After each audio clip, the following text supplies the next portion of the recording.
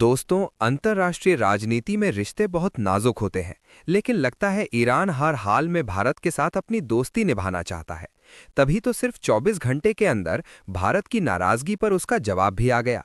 और सच कहें तो ये जवाब देखकर साफ दिखता है कि ईरान भारत की अहमियत समझता है। दरअसल कल मैंने आपको बताया था कि ईरान हॉर्मोज स्ट्रेट पर एक बड़ा फैसला लेने जा रहा है। प्लान क्या था?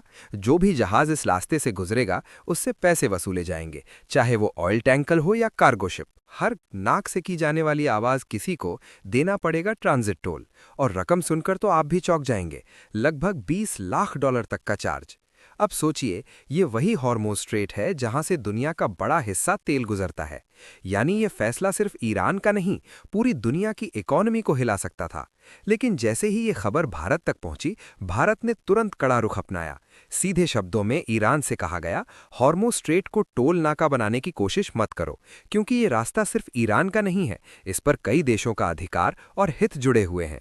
और यही वो पॉइंट था जहां ईरान ने तुरंत बैकफुट लिया। यानी साफ है, आज की दुनिया में भारत सिर्फ एक देश नहीं, बल्कि ऐसा खिलाड़ी है जिसके बिना बड़े फैसले लेना आसान नहीं।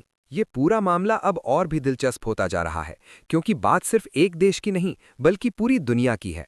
हॉर्मोज स्ट्रेट कोई छोटा मोटा रास्ता नहीं है, ये एक अंतर्राष्ट्रीय जलमार्ग है जहां से दुनिया का बड़ा हिस्सा तेल गुजरता है। ऐसे में अगर ईरान इस पर कंट्रोल करके समुद्री टोल वसूलने लगे, तो मामला सिर्फ व्यापार तक सीमित नहीं रहेगा, ये सीधा सीधा ग्लोबल टेंशन को भड़का सकता है। यहां तक कि जो देश अभी तक इस टकराव से दूरी बनाए हुए हैं, वे भी मजबूर होकर इस जंग में कूद सकते हैं, क्योंकि ये पूरी दुनिया की एनर्जी सप्लाई का सवाल बन जाएगा।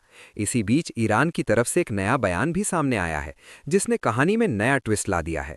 ईरानी सरकार का कहना है कि उन्होंने हॉर्मोज स्ट्रेट को बंद नहीं किया है, बल्कि असली समस्या ये है कि अमेरिका ने इस पूरे इलाके में युद्ध जैसा माहौल बना दिया है, जिसकी वजह से जहाज खुद ही यहां से गुजरने में डर रहे हैं। हालांकि ईरान ने यह जरूर माना है कि उसने अरब और अमेरिकी जहाज़ों को इस रास्ते से गुजरने से मना कर दिया है, लेकिन बाकी देशों के जहाज़ों के लिए रास्ता अभी भी खुला है। अब सबसे बड़ा बयान आता है टोल को लेकर।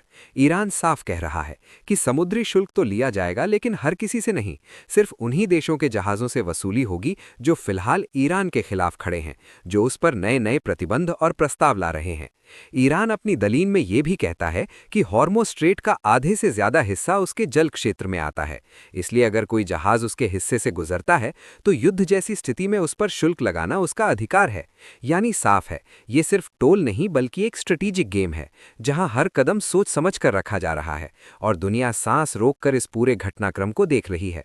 अब सबसे बड़ा सवाल यही है कि क्या ईरान भारत से भी टोल वसूलेगा? तो इसका जवाब खुद ईरान ने साफ कर दिया है। भारत को लेकर उसका रुख बिल्कुल अलग है। ईरान ने साफ शब्दों में कहा है कि भारत के किसी भी जहाज से 1 रुपया का भी शुल्क नहीं लिया गया है और आगे भी नहीं लिया जाएगा। दरअसल वेस्टर्न मीडिया में लगातार खबरें चलाई जा रही थीं कि ईरान भारत समेत सभी देशों से पैसे वसूल रहा है। यहां तक कि जो भारतीय जहाज सुरक्षित वापस लौटे, उन्होंने भी कथित तौर पर पैसे दिए। इतना ही नहीं, ईरान ने भारत का धन्यवाद भी किया है। उसने कहा कि इस कठिन समय में भारत उसकी मेडिकल सहायता कर रहा है, जबकि सब जानते हैं कि इजरायल भारत का पुराना और मजबूत दोस्त रहा है। इसके बावजूद भारत का ये संतुलित रुख ईरान के लिए काफी मायने रखता है। ईरानी विदेश मंत्रालय ने यहां तक कहा कि भारत को पश्चिमी मीडिया के बहकावे में नहीं आना चाहिए, क्योंकि भारत से कोई भी टोल नहीं लिया जाएगा। लेकिन साथ ही ईरान ने यह भी साफ कर दिया है कि अमेरिका और उसके सहयोगी देशों को वो बिल्कुल नहीं छोड़ेगा, उनसे टोल जरूर वसूला जाएगा और खाड़ी के अमीर देशों यानी शेखों के जहाजों को भी बिना पैसे जाने नहीं दिया जाएगा। अब जरा इस पूरी कहानी का सबसे रहस्यमय हिस्सा समझिए, जिसे नाम दिया गया है तेहरान टोल बूथ। सुनने में थोड़ा फिल्मी लगता है, लेकिन हकीकत इससे भी ज्यादा दिलचस्प है। जब ईरान की संसद इस बात पर बहस कर रही थी कि टोल लेना सही है या नहीं, उसी समय समुद्र में कुछ और ही खेल चल रहा था। खुफिया रिपोर्ट्स क्या कहती हैं कि कुछ जगहों पर चुपचाप अनियमित तरीके से जहाज़ों से पैसे वसूले जा रहे थे। लेकिन ध्यान देने वाली बात यह है, ये कोई आधिकारिक सब पर लागू होने वाला नियम नहीं था। मार्च 2026 में लॉर्ड्स लिस्ट इंटेलिजेंस की रिपोर्ट ने एक बड़ा खुलासा किया। बताया गया कि समुद्र में एक नया रूट बन रहा है, जहां से जहाज सीधे जाने के बजाय ईरान के क्षेत्रीय पानी की तरफ मुड़ रहे थे, खासकर कैश और लारक द्वीपों के बीच बने एक नए गलियारे से। और यहीं पर एंट्री होती है IRGC, Islamic revolutionary guard corps की। रिपोर्ट्स के मुताबिक यहाँ जहाज़ों की जांच हो रही थी और कुछ मामलों में करीब $1 मिलियन तक का शुल्क भी लिया गया। अब यहाँ असली ट्विस्ट आता है, ये पैसे किन जहाज़ों से लिए जा रहे थे? क्या भारत, अमेरिका या बड़े देशों के जहाज़ों से?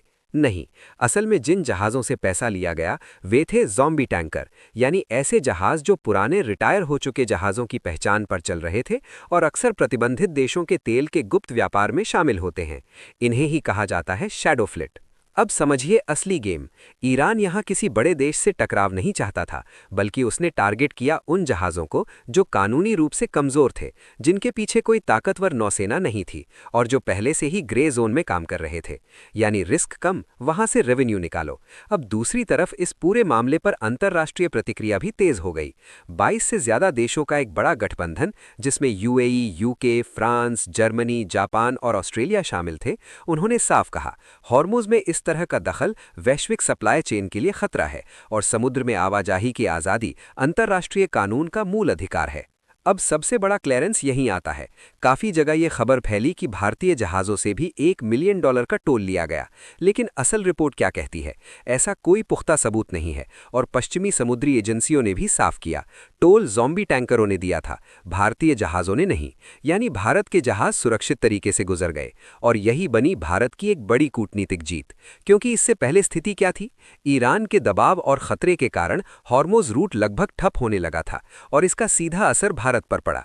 देश में कुकिंग गैस की कमी पक महसूस होने लगी थी, क्योंकि भारत का लगभग 90% एलएनजी आयात इसी रूट पर निर्भर है। लेकिन अब भारत ने न सिर्फ अपने जहाज़ों को सुरक्षित निकाला, बल्कि इस पूरे संकट में अपनी स्थिति और मजबूत कर ली। तो कहानी साफ है, ऊपर से दिख रहा है तनाव, खतरा और टकराव, लेकिन अंदर ही अंदर एक बहुत बड़ा गेम खेला जा रहा है, जहां हर देश अपने अपने तरीके से फायदा लेने की कोशिश कर रहा है।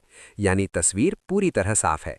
ईरान भारत को दुश्मन नहीं, बल्कि एक अहम दोस्त की तरह देख रहा है और दोनों देशों के रिश्तों में फिलहाल कोई दरार नहीं दिखती।